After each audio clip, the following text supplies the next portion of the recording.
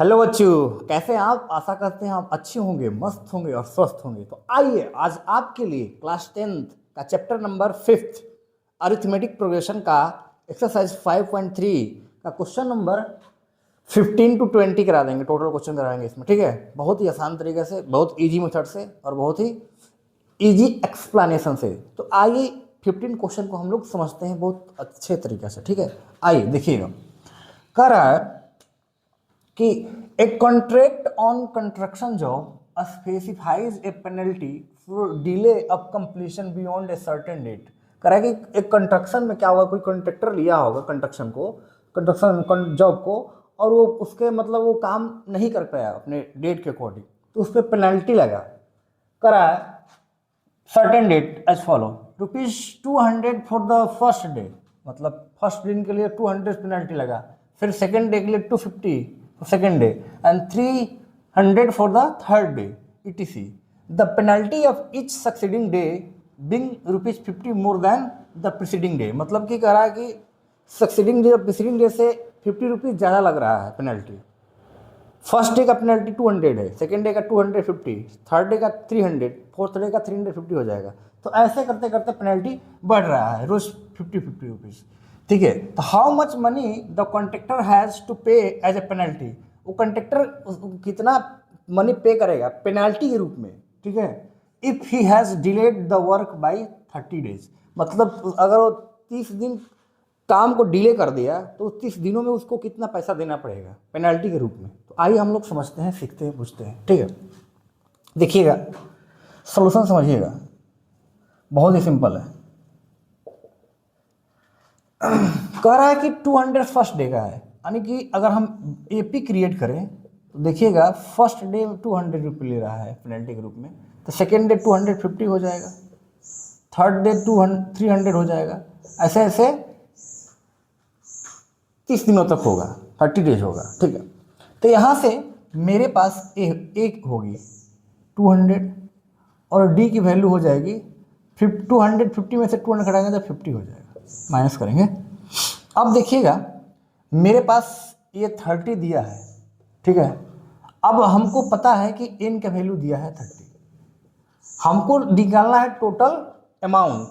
तो हम क्या करेंगे, सबसे फर्स्ट फार्मूला ये लगाएंगे कि भैया एस एन बराबर n/2 into 2a plus n-1 into D. कहेंगे हाँ सर, आप लगा देंगे, n की वैल्यू 30 है तो हमको 30 दिनों के लगाना पड़ेगा। इस 30 n की वैल्यू जहाँ n है वहाँ 30 लगा दो चुपचाप। 2 इंटू a की वैल्यू कितनी है 200, तो 200 प्लस n-1, n की वैल्यू तो बस वही 30 है, 30 लिखो, -1 इंटू डी की वैल्यू कितनी है 50 है, तो 50। अब ध्यान से देखना, एस 30 टू 15 जा 30, यानी कि 15 हो गया। अब ये 400 हो जाएगा प्लस 13 में से 29 इंटू 50 हो जाएगा। कहोगे हाँ सर ये तो सही है, हम कहें हाँ सही तो है, गलती कहाँ। अब ये 400 को 400 लिख लो, इसको मल्टीप्लाई करो तो देखो जीरो तो होगा, हाँ सर जीरो तो होगा। 9 पंजे 45 के 5 हासिल 4, अब 5 9 10 4 14। अब इसको ऐड करोगे तो एस 30 50 इंटू इसको ऐड करो, ऐड करो मतलब, तो 14 4 18, 1850 हो जाएगा। अब इसको मल्टीप्लाई कर दो तुम तो जीरो तो होगा।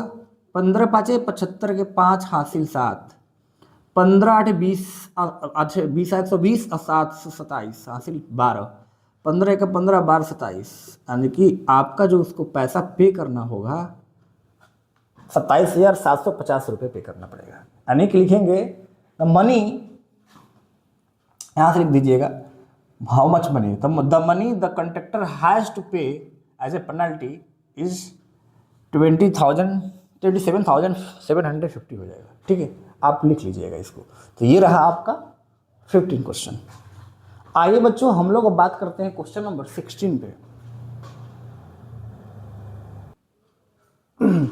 आइए बच्चों क्वेश्चन नंबर हम लोग 16 देखते हैं, समझिएगा, बहुत ही अच्छा क्वेश्चन है, बहुत ही मस्त क्वेश्चन है।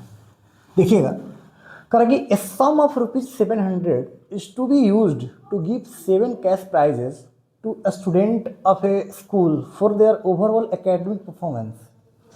If each prize is rupees 20 less than its preceding prize, find the value of each of the prizes. तो देखिएगा, समझिएगा क्वेश्चन क्या कह रहा है। कह रहा है कि एक सम है 7 प्राइज का, वो दिया है 700, ठीक है, और आपको क्या करना है, prizes to student of overall, मतलब उसकी परफॉर्मेंस क्या है, स्कूल में जो एकेडमिक परफॉर्मेंस होता है उसका मतलब सम उसको दिया जा रहा है 700, ठीक है, 7 का प्राइज है। If each prize is rupees 20 less than, मतलब कि प्रीसीडिंग प्राइस से क्या है, लेस देन है 20 रुपीज़। तो देखिएगा सबसे पहले क्या दिया है, तो अब कह रहा है कि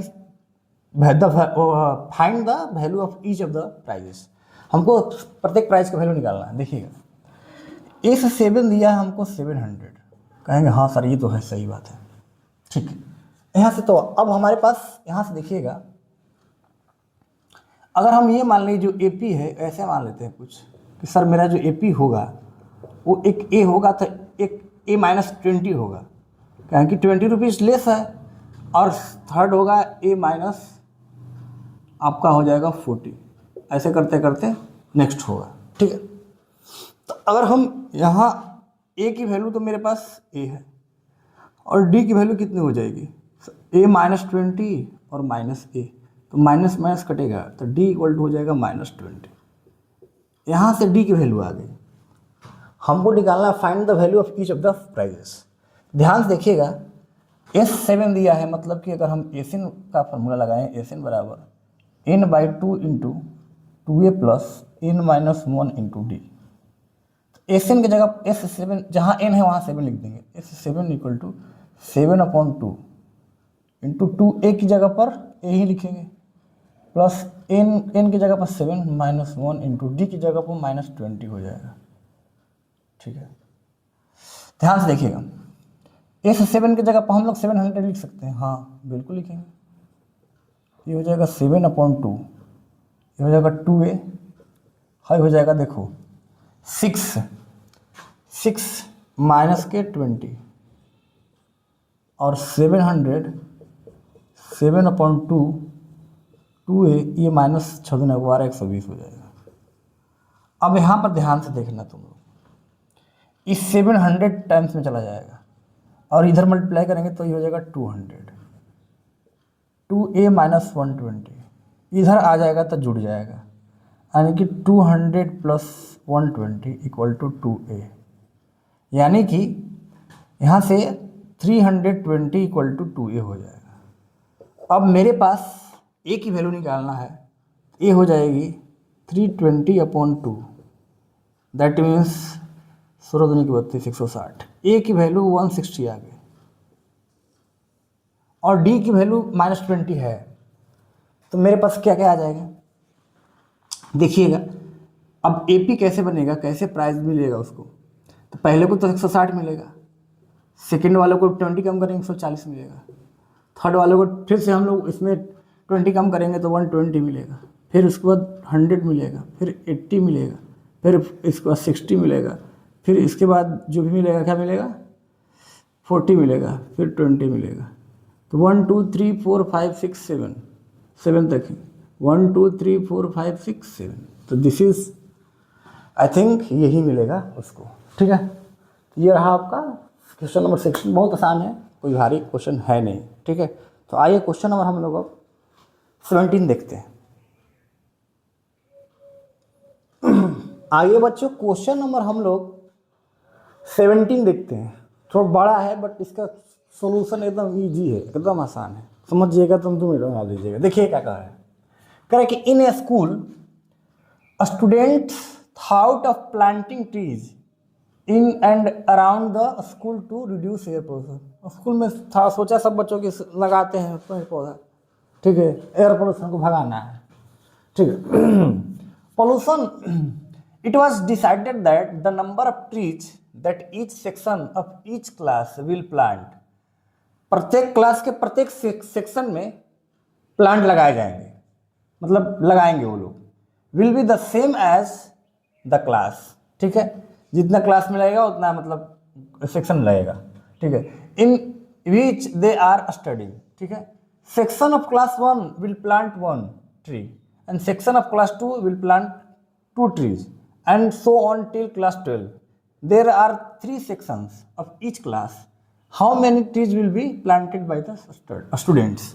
भाई देखो, एक क्लास में 3 सेक्शन है।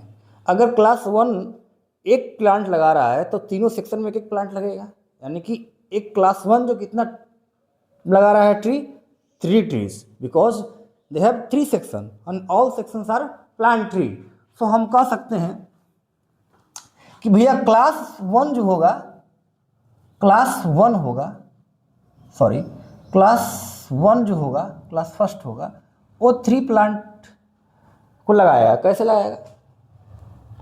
इसमें 3 सेक्शन है ना, एक लगा रहा है तो 3 लगाएगा। और क्लास 2 ऐसी रखेंगे, क्लास 2 तो उसमें भी क्लास 2 लगा रहा है, लेकिन 2 क्लास में भी 3 सेक्शन है, यानी कि टोटल अगर हम प्लांट कितना लगा, मतलब प्लांट करेगा, ट्री कितना प्लांट करेगा तो वह 6 करेगा, क्योंकि 2 में टोटल 3 सेक्शन है। एंड सभी सेक्शन क्या करते हैं कि अगर 2 लगा रहे हैं तो सभी 3 सेक्शन है तो 3 2 या 6 हो जाएगा, ठीक है। उसी प्रकार से क्लास 3 में कितना हो जाएगा? क्लास 3 में 3 लगाएगा, तब देखो समझो, तो यहाँ पर कितना हो जाएगा? 3 3 या 9 हो जाएगा। कैसे कि भैया क्लास 3 मतलब क्लास 3 में 3 प्लांट लगेगा और 3 सेक्शन भी तो है, यानी कि 3 3 या 9 हो जाएगा। तो ये हो गया क्लास 3 का। 4 का क्या हो जाएगा? उसमें 3 से फिर मल्टीप्लाई होगा तब 12 लग जाएगा, यानी कि मेरे पास एक एपी बन रही है। वो एपी क्या बन रही है? 3 6 9 12 के बाद फिर 3 इसमें ऐड करो तो 15 18 18 बाद 21 24 27, उसके बाद 30 33 36, ये एपी बना, ये एपी आपका बन गया। अब देखिएगा, एपी बना है तो यहाँ से ए की वैल्यू मुझे पता है 3 है और डी की वैल्यू भी 3 है, क्योंकि 6 - 3 = 3 हो जाएगी। अब हमको निकालना है एस एन।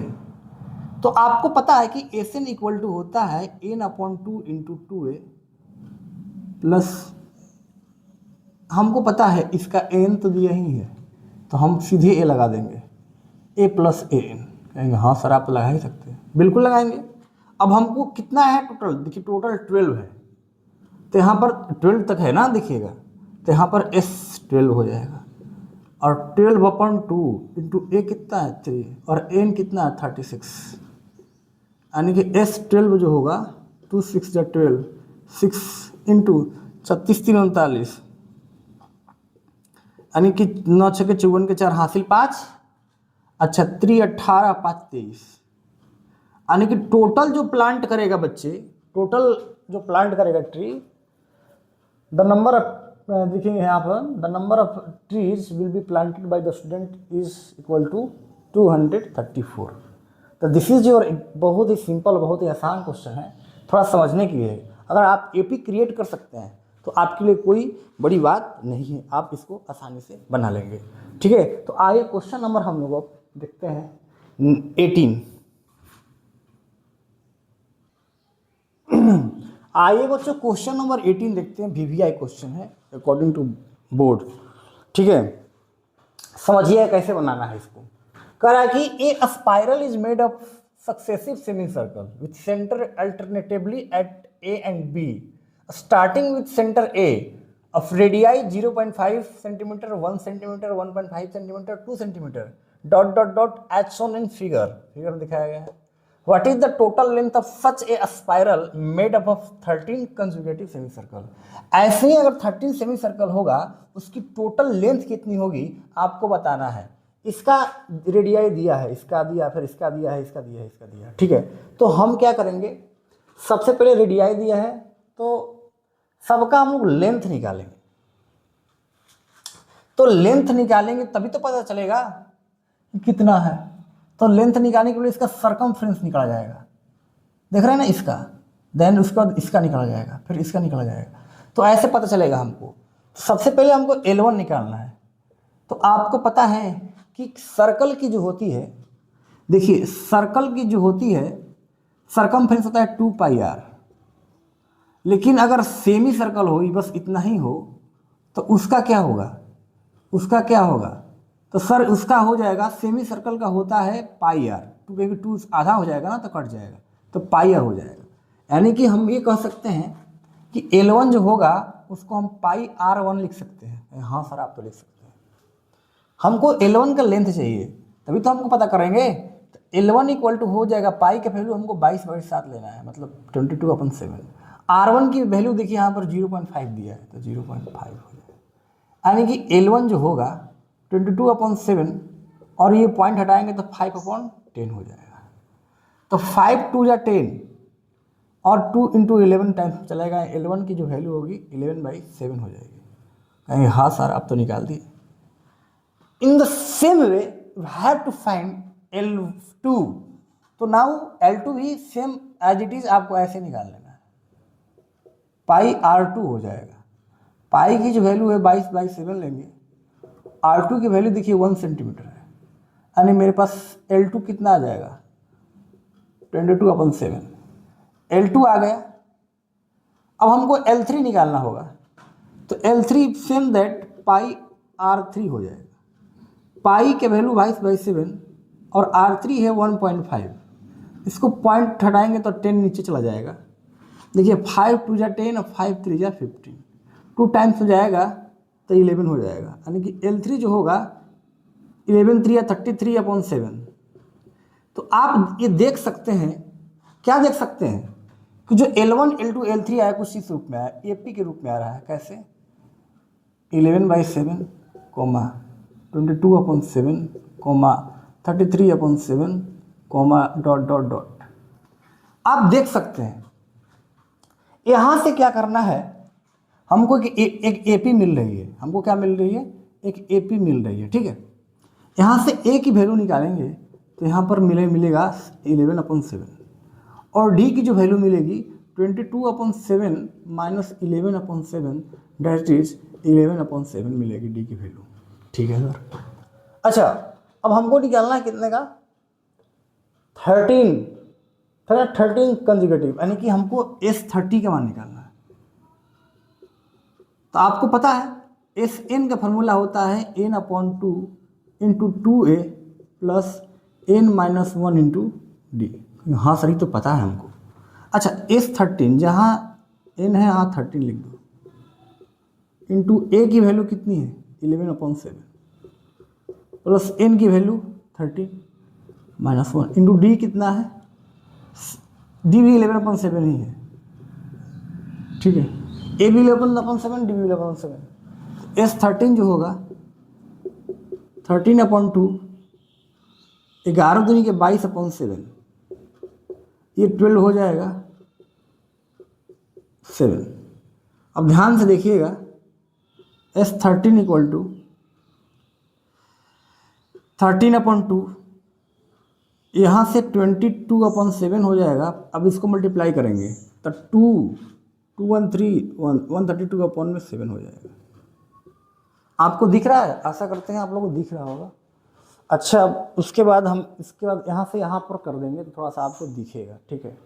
देखिएगा यहाँ पर S13 जो होगा 13/2 और इसका एलसीएम 7 हो जाएगा तो 22/132 हो जाएगा, ठीक है।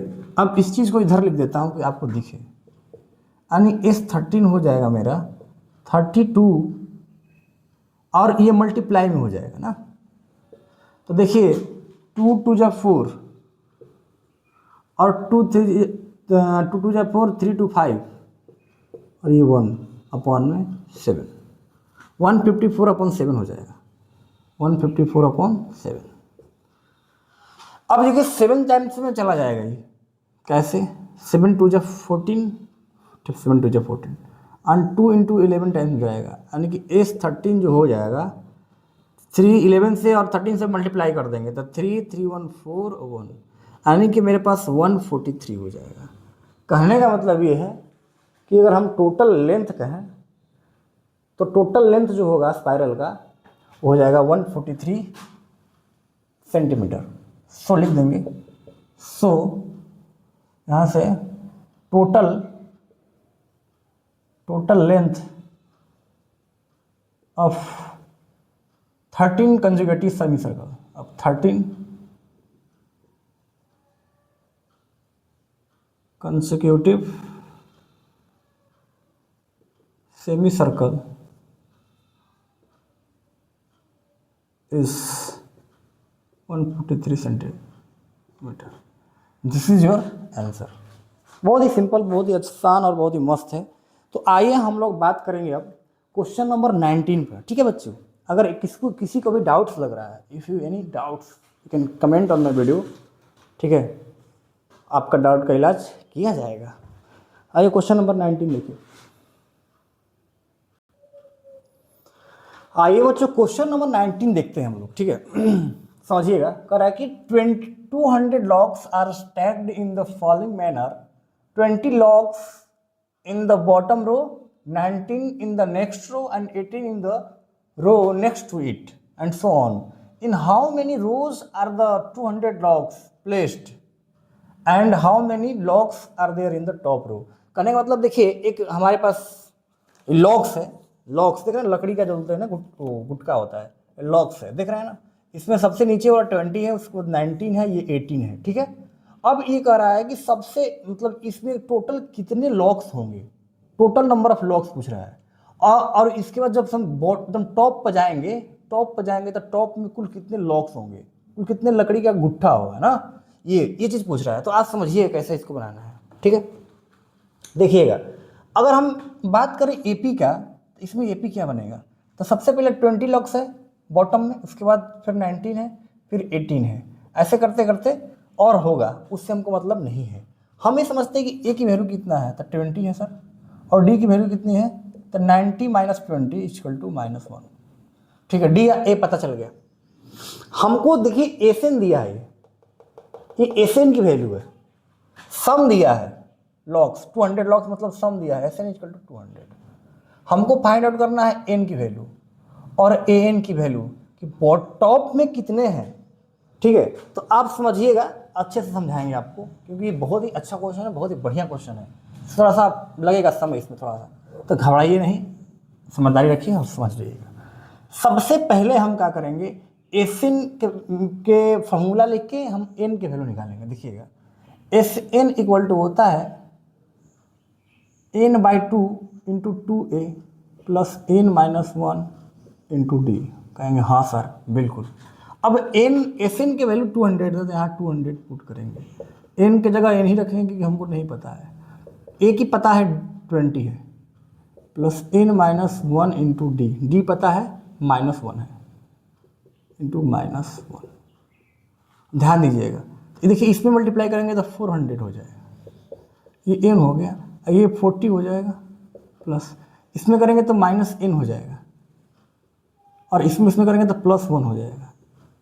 ठीक है, अब देखिएगा 400, अब इसमें करेंगे तो 40n हो जाएगा, इसमें करेंगे -n² + n हो जाएगा। यानी इसको इधर लेते हैं तो ये होगा -n² + n + 40n, और इस इधर आएगा तो -40 हो जाएगा, = 0 हो जाएगा। आप कहेंगे सर बिल्कुल सही है, हम माइनस से मल्टीप्लाई करते हैं तो जो माइनस है वो प्लस हो जाएगा, प्लस से माइनस हो जाएगा। तो यहाँ पर n², इसको पहले ऐड कर दो, पहले रुको, -n² इसे रखो, + 40n n 41n हो जाएगा, -400 = 0 हो जाएगा। हाँ, अब माइनस से मल्टीप्लाई करो तो देखो n² हो जाएगा, ये प्लस है तो -41 हो जाएगा, ये माइनस है तो +400 हो जाएगा। अब हमको इसका मिडिल टर्म को स्प्लिट कर सकते हैं। तो देखिए मल्टीप्लाई करने के बाद 400 आना चाहिए, तो पहले 400² का हम लोग फैक्टर निकालते हैं। देखो 2 टाइम्स हो जाएगा 200, 2 टाइम्स हो जाएगा 100, 2 टाइम्स हो जाएगा 50, फिर 2 टाइम्स हो जाएगा 25, फिर 5 टाइम्स हो जाएगा 50, 5 25, फिर 5 हो जाएगा 1। अब हम ऐसा लेना है हमको अंक कि मल्टीप्लाई करें 400 आ जाए और ऐड करेंगे तो -41 आ जाए। तो देखो 2 × 4, 4 × 8, 8 × 16 और 25, 5 और 25 को ऐड करेंगे तो 41 आ जाएगा। मतलब हमको दोनों माइनस में लेना पड़ेगा, यानी कि n² - 2 × 4 = 16 -25n प्लस 400, मल्टीप्लाई करेंगे तो माइनस माइनस प्लस हो जाएगा और 400 आ जाएगा, ऐड करेंगे तो -41n आ जाएगा।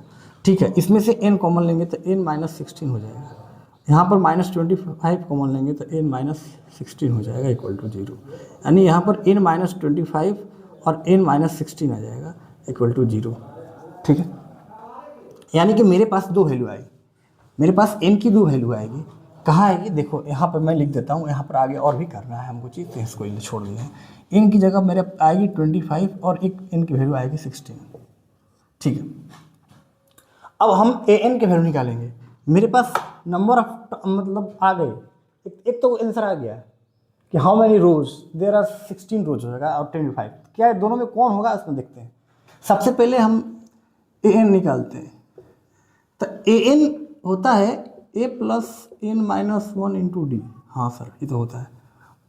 n की जगह पर हम लिखेंगे, सबसे पहले 16 लेते हैं, अब 25 ले लीजिए, 25 ले लेते हैं, तो a कितना है 20 है, प्लस n कितना है 25 लिए तो 25 माइनस 1 इंटू डी कितना है -1।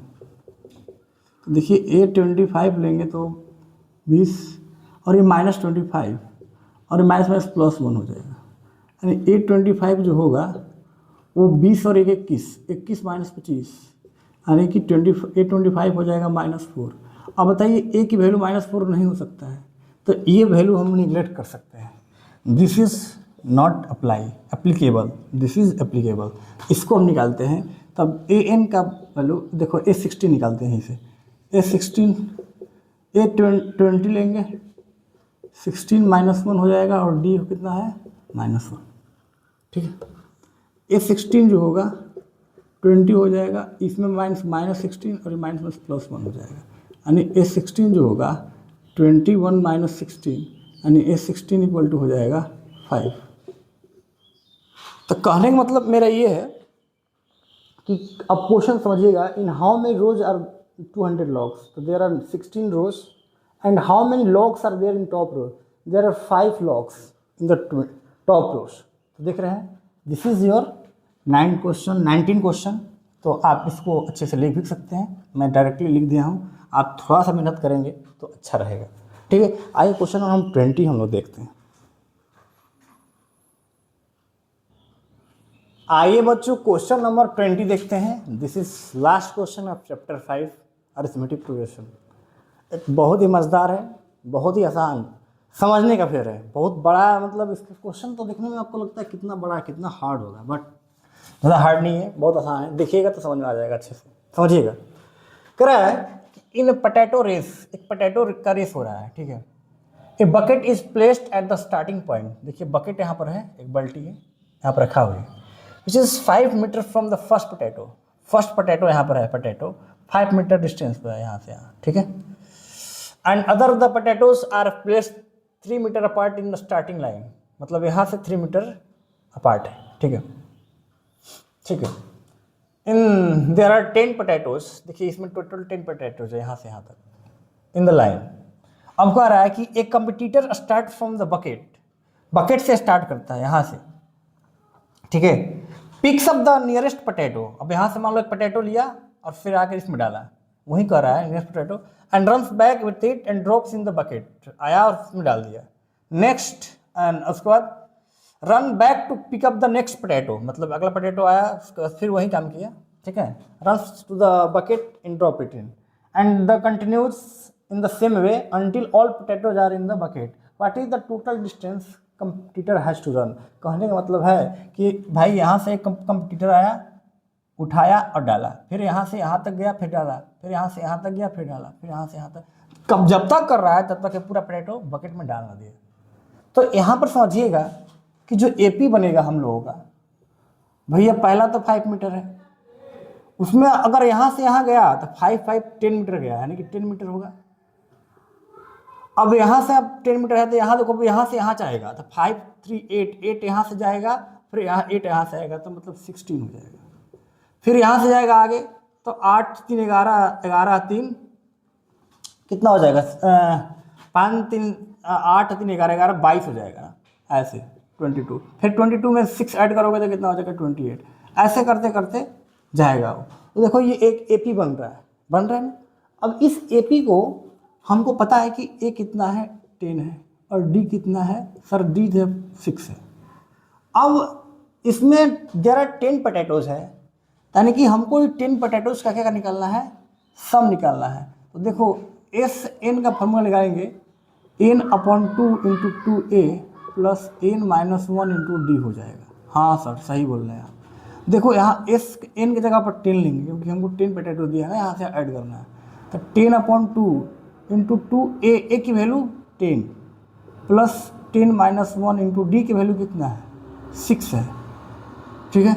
अब यहाँ पर देखो S10 कितना हो जाएगा 2 5 जो 10 5, और यहाँ पर देखो 20 प्लस 9 × 6 हो जाएगा, यानी कि S10 जो होगा 5 × 20 प्लस 9 × 6 = 54, यानी कि S10 जो होगा वो 5 × 74 हो, नहीं 54 नहीं हो, देखो यहाँ पर 4 5 74 हो जाएगा, यानी S10 की वैल्यू हो जाएगी 5 के 20 के 0 हासिल 2 7 5 35 2 37, यानी कि 370 मीटर जो उसको लग जाएगा।